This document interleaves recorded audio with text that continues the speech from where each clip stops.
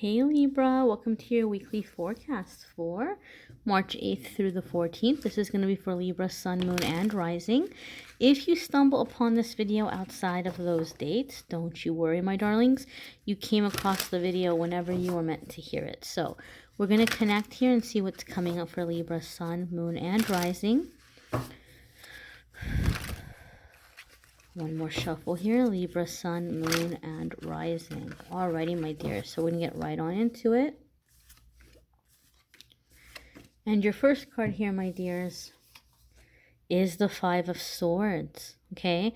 Five of Swords can indicate that there's some kind of a burning of bridges that's happening or some kind of a power struggle. But Libra, I feel that this is like your energy in which you're cutting somebody out, or you're done with a situation. You're like, I'm done, I'm done, I'm done. And I feel for many of you, it's a newer situation. It's something more recent. I don't focus on love and romance in the weekly forecast. I do a monthly love reading, and I have that linked in the description. So for many of you, this has nothing to do with love and romance. For some of you, maybe it is in your love life. But it could be a relationship, a collaboration, a new job, something with family that just has recently come up. And you're like, nope, not doing it, not doing it, not doing it. And so you may be putting a very abrupt end to something very early on. My thing with the Five of Swords is that a lot of the times, whatever is happening because you're being triggered. Like you're being triggered by a situation. And so Libra, I feel like this person or situation has triggered you, but you're alert enough and you're aware enough to where you see that there's some kind of manipulation taking place here, and you're not having it. You're not having it.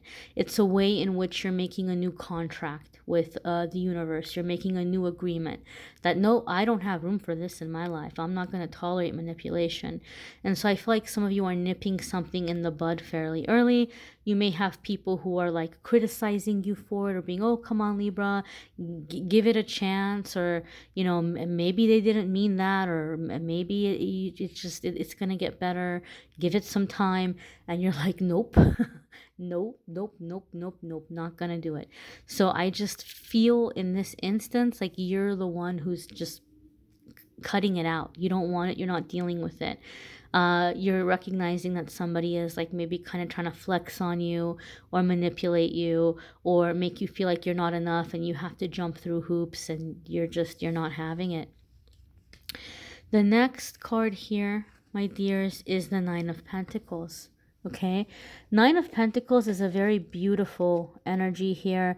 It's a very positive energy here. So for some of you, you may be stepping away from that situation and focusing on yourself, stepping away and choosing to focus on some kind of career here. Sometimes the Nine of Pentacles can indicate successful self-employment.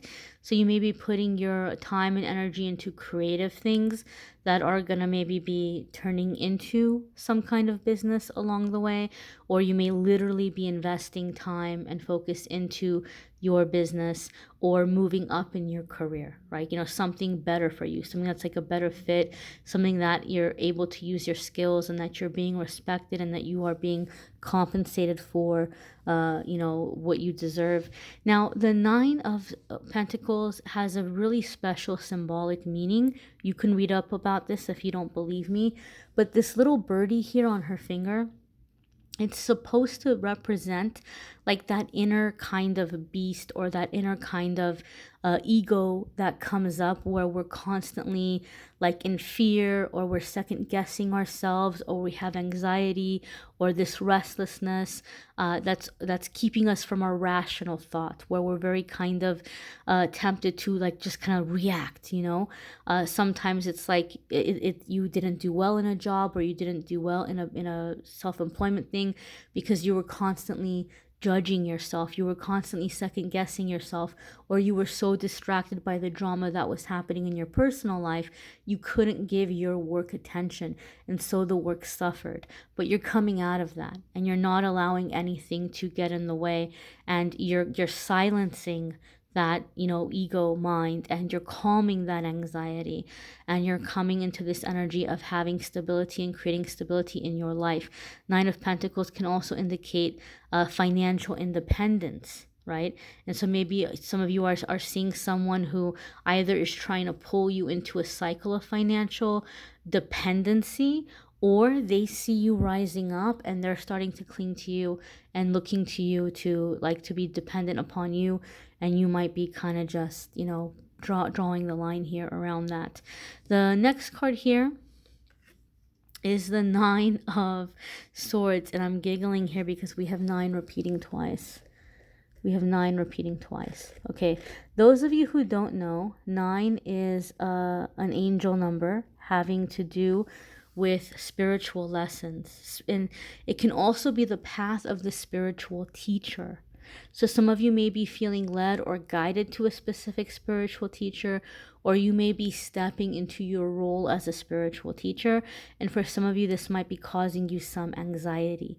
You might be finding that you're really kind of questioning what you believe, what you think, what you've been aligned to. Some of you are seeing that, oh, I don't know if I've been aligning with the right beliefs or the right modalities. And some of you are having anxiety or stress or fear over this. Okay, so maybe some of you have been agnostic for a long time, and now you're coming into feeling like, well, I really think there's something out there, and you're having a hard time with accepting that.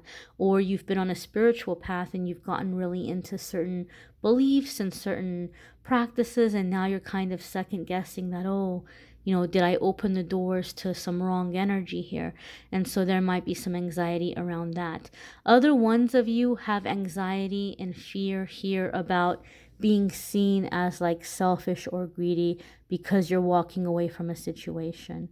You might feel like, oh my gosh, I kind of had that outburst, or I really let that person have it, and now maybe I look like I'm a jerk, or I look like I'm a bad person.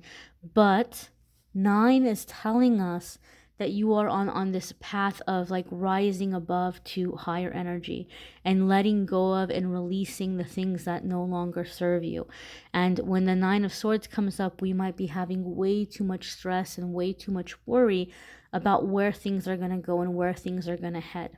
Right? You might be like, well, I took these steps and I kind of put myself out there, and now I'm like, am I going to be able to follow through? Where is this going to go? Is it going to be successful? Is it going to be terrible? What in the heck did I start here? And so 9 of Swords is telling us that we don't want to create a self-fulfilling prophecy. You don't want to stay in the energy of fear and worry, the what if. We don't want to go to the other extreme and be just this total Pollyanna either, where we're like, oh, everything's going to be fine. I'm just going to be positive and I'm going to manifest and everything's going to be great. Like, we don't want to go to the other extreme either. We really don't want to go to either extreme. And so 9 of Swords says, this is the time to develop your relationship with higher self, with higher power, with God, with universe. This is the time to think ahead. What can you do to ensure a better outcome for yourself? Some of the things that you're afraid about. How can you take steps? What steps can you take to kind of get ahead of the game and try to like prevent certain situations from happening, or, safeguarding your position as you move forward? And what are the things that you absolutely positively have no control over? Take steps in what you can control. Get that stuff aligned. Think ahead. Be prepared. And what you can't control, these are the things that you have to hand over to higher power, to God, to universe, and say, here are the things I have no control over. Thank you for looking after them for me, and thank you for helping me and guiding me through them. If it's your will for them not to occur at all, thank you for keeping them from happening. And if it's your will for them to occur, thank you for helping me maneuver through them and coming out of them better. So this is a time for you to acknowledge, Libra, that you're not alone. Okay, you're not alone here. Your next card is the King of Cups. And this could be abundance. This could be father figure or father energy. Maybe some of you are coming out of power struggles with your father, or you may be coming out of like clearing energy, inherited energy from your father's side of the family, because for some reason I just got a really strong like dad vibe from that King of Cups. King of Cups can indicate here also a sense of abundance, a sense of success, but being very cautious with your success, being very, you know, kind of cautious with who you are giving it to. I feel, Libra, you're being very withholding of your energy, of your money, not in a greedy way, but in like a self-preservation kind of way, in the way where you're trying to protect yourself and protect what you've worked for and not be taken advantage of. Right? Because that's the thing about the King of Cups. He can be very loving, he can be very generous, but he's nobody's fool. He's nobody's fool. So you're finding that balance between when to give and when not to give. You know, when to give your time and energy and help, and when not to give your time and energy and help. And so I feel like this is you really stepping into your independence, your financial independence, and your confidence, and, you know, going in the direction you feel guided to go. But there might be some fear here about what you're leaving behind once and for all. But King of Cups is letting us know that overall you're coming into stability. Traditionally, King of Cups is also kind of seen as like the husband card. Now, you guys know I don't do love readings in the weekly forecasts. You can check out the love readings linked in the description. But maybe for some of you, this energy that you're stepping away from, it's been blocking you from like having a healthy relationship or manifesting a marriage, right? So maybe what's happening for some of you is that these steps that you're taking is actually clearing the energy to open the door for you for like marriage, like married partner, to be a husband or to find a husband, kind of energy here. Again, check out your moon sign and rising sign videos. Some weeks those are going to resonate with you more than others. They might add a little extra information for you some weeks more than others. You may need a private reading, which I'm more than happy to do for you. If you go to calendly.com/amethystangelite, you can schedule a private reading with me there. Thanks for watching, my darlings. Bye.